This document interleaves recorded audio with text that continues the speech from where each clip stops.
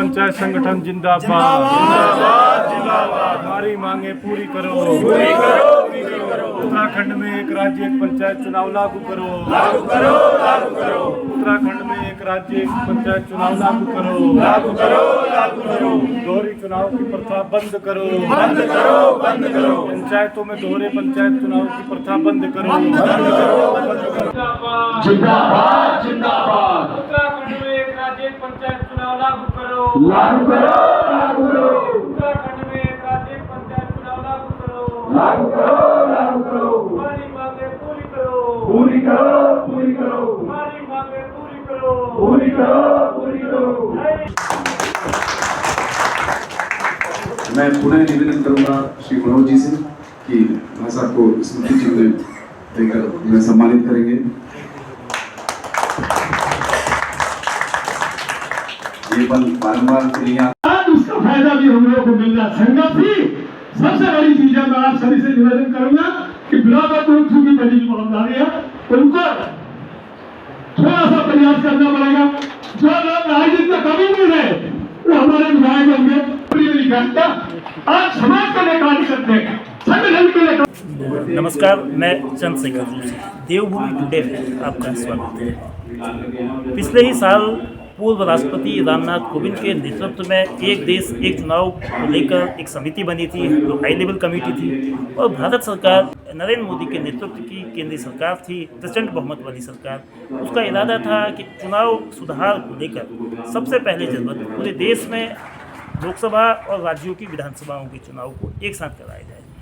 लेकिन आज और पिछले कुछ समय से उत्तराखंड में ठीक एक देश एक चुनाव की तर्ज पर एक प्रदेश एक पंचायत चुनाव की मांग हो रही है। एक प्रदेश एक पंचायत चुनाव की मांग को लेकर 22 अगस्त से उत्तरकाशी के ऊखीमठ से संवाद यात्रा निकली है, और आज 4 सितंबर को मुख्यमंत्री पुष्कर सिंह धामी के विधानसभा क्षेत्र चंपावत में इस संवाद यात्रा का समापन है। भीतर संवाद चल रहा है। तमाम पंचायत प्रतिनिधि तीनों स्तरों के जो ग्राम पंचायत लोकतंत्र की सबसे जमीनी इकाई होती है, क्षेत्र पंचायत और जिला पंचायत के प्रतिनिधि, सबकी मांग है कि इस प्रदेश में इस वक्त 2 तरह के चुनाव होते हैं। हरिद्वार के चुनाव जो मैदानी जिला है पहाड़ी प्रदेश का, उत्तर प्रदेश के साथ होते हैं। शेष 12 जो पर्वतीय जिले इसमें ऊधम सिंह नगर जो मैदान का जिला है वो भी शामिल है। इनके चुनाव एक साथ होते हैं। 2019 में सितंबर, अक्टूबर, नवंबर में ये चुनाव की प्रक्रिया हुई थी, और 5 साल अब पूरे होने को है। लेकिन पंचायत प्रतिनिधियों की मांग भारत सरकार की जो मंशा है उसके मुताबिक है, और उनका एक तर्क ये भी है कि बीच में 2020-2021 में कोविड जैसी वैश्विक महामारी आई थी, जिससे पंचायत प्रतिनिधियों को काम करने का, ग्राम के जो ग्रामीण विकास का की जो भागीदारी है पंचायतों के जरिए, उसमें भी अड़चन आई। खुली बैठकें और अन्य जो विधिक कार्य हैं वो भी नहीं हो पाए। तो संवाद यात्रा आज समापन मरहले पर है। तो क्या संवाद यात्रा का मकसद है, इसको जानने के लिए भास्कर सम्मल जी जो प्रधान होते ग्राम प्रधान संगठन के प्रदेश अध्यक्ष हैं, तो उनसे ही जानते हैं।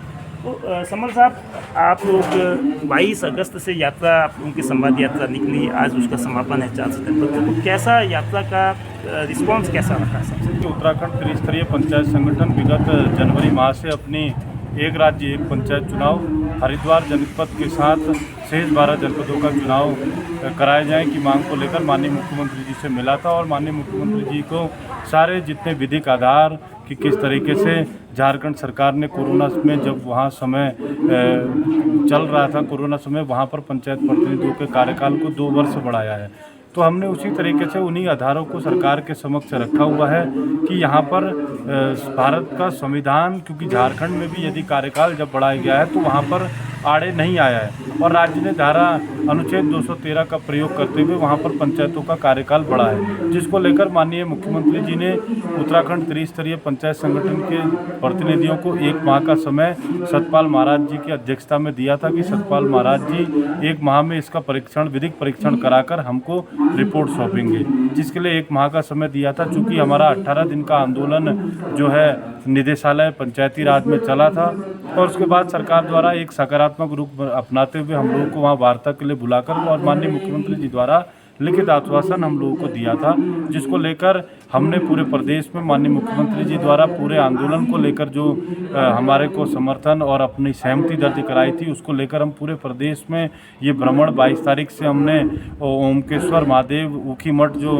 भगवान केदार की भूमि है, वहाँ से इस यात्रा का प्रारंभ करके वहाँ के सभी त्रिस्तरीय पंचायत के प्रतिनिधि, जिला पंचायत के सदस्य, क्षेत्र पंचायत और ग्राम प्रधानों के साथ बैठक कर इस संगठन द्वारा जो ये लड़ाई लड़ी जा रही है पूरे सार को वैधानिक और संवैधानिक स्थितियां और कैसे कि ये कोई हमारी नई मांग नहीं है, उनकी 1996 में भी जो पंचायत प्रतिनिधि चुने गए उनका भी कार्यकाल बढ़ाया गया है। सरकार कहती है कि 73वां संविधान संशोधन हो गया है और उसमें स्पष्ट लिखा है कि कार्यकाल 5 वर्ष का होगा, तो 93 में ये लागू हो गया था 73 अमेंडमेंट, और उसके बाद भी 1996 में जो उत्तराखंड के पंचायत प्रतिनिधि रहे हैं तो उन्होंने भी 4 महीने हो, 6 महीने हो, 1 साल है, वहाँ पर प्रशासनिक समितियों के तौर पर सरकार ने उनसे काम कराया। तो हम भी सरकार से कहना चाहते हैं कि यदि उत्तराखंड राज्य का हरिद्वार भी हिस्सा है तो वहाँ पर वहाँ का यदि वह पंचायत के सिलसिले में अगर उत्तराखंड का हिस्सा नहीं है तो सरकार हमको लिखित रूप में दे दें, हम अपनी मांग को लेकर वापस जाने को तैयार हैं। लेकिन हरिद्वार भी यदि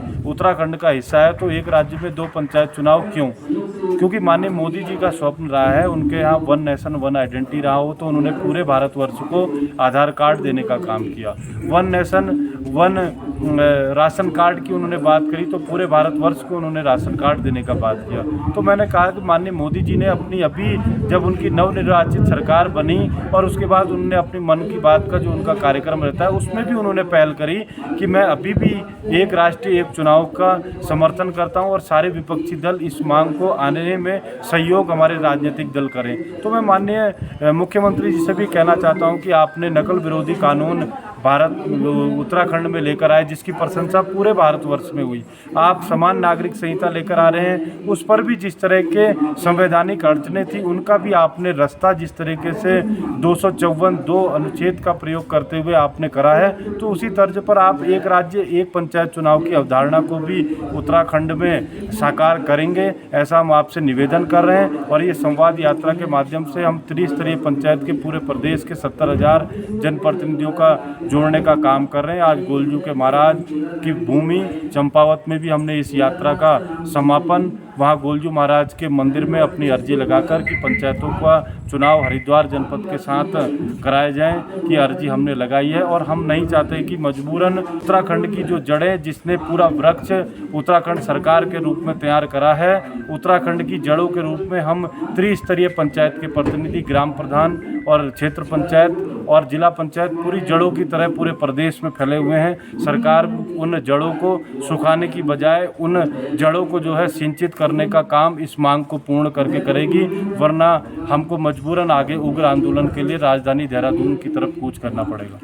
ग्राम पंचायत संगठन के जिला अध्यक्ष मनोज सलागी, इस मामले में अब आगे क्या होगा? अगर सरकार जो आज संवाद यात्रा का समापन 4 सितंबर को हो रहा है नहीं मानती है तो आगे क्या होगा? और ये मुख्यमंत्री की विधानसभा क्षेत्र है, क्या मुख्यमंत्री जी से अभी 31 अगस्त को हुई मुख्यमंत्री चंपावत में थी, क्या इस संबंध में कोई बातचीत भी हुई? इस संबंध में उस दिन तो माननीय मुख्यमंत्री से बातचीत नहीं हो पाई थी, लेकिन आज जो 22 तारीख से यात्रा यहाँ पे चली हुई है और आज 4 सितंबर को गोलजू के भूमि पर इस यात्रा का समापन हो रहा है, तो आज चंपावत सभी जनप्रतिनिधियों द्वारा हमारे जो भास्कर संबल जी हैं, जगत मुर्तुलिया जी हैं और उनका त्रिस्तरीय पंचायत संगठन हम सबका है, उसका हमने यहाँ पे स्वागत किया है। और हमारे मुख्यमंत्री जी हर डिसीजन को लेने के लिए हर समय धामी के नाम से जाने जाते हैं और मैंने पिछले बार भी आपके चैनल के माध्यम से कहा था कि उन्होंने एक अलग अलग डिसीजन लेके भारतवर्ष में एक नई पहचान बनाई है। तो मैं माननीय मुख्यमंत्री से विशेष निवेदन करना चाहता हूँ और व्यक्तिगत तौर पे भी मैं उनसे चर्चा करूँगा कि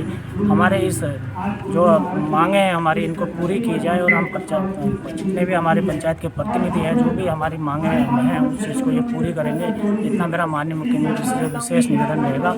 और संगठन की जो भी रणनीति आगे की हमारे त्रिस्तरीय पंचायत के प्रतिनिधि हमसे कहेंगे, हम उसमें चंपावत जिला भी कंधे से कंधे मिलाकर त्रिस्तरीय पंचायत संगठन का साथ देगा। संवाद यात्रा का भले ही समापन हो गया हो, लेकिन जो संवाद यात्रा से निकली आवाज़ अभी चूँकि अधूरी है, इसको लेकर त्रिस्तरीय पंचायत संगठन है वो संबंधित विभाग के मंत्री सतपाल महाराज से 8 सितंबर को मुलाकात होती है। उसके बाद आगे की कार्रवाई होगी।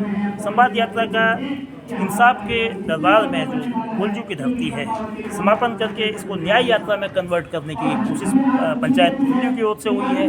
भारत सरकार से लेकर प्रदेश सरकार की एक ही कई चीज़ों में यूनिफाइड प्रोसेस को अपनाने की है। तो आखिर एक प्रदेश एक पंचायती चुनाव को लेकर उसका क्या नज़रिया होता है, इस मांग में पार्टी लाइन कहीं आड़े नहीं आ रही है। सरकार में शामिल है इनकी भारतीय जनता पार्टी से लेकर तमाम अन्य दल को इसके साथ हैं। तो अगर इस मांग को प्रदेश सरकार पूरा करती है तो राजनीतिक रूप से उसको लाभ होगा। अगर इस मांग को लेकर उसकी ओर से अनिश्चय अनिर्णय की स्थिति होती है तो हो सकता है जो पंचायत के चुनाव है और उससे पहले केदारनाथ का जो विधानसभा उपचुनाव होगा उस पर भी इस निर्णय की छाप पड़ सकती है।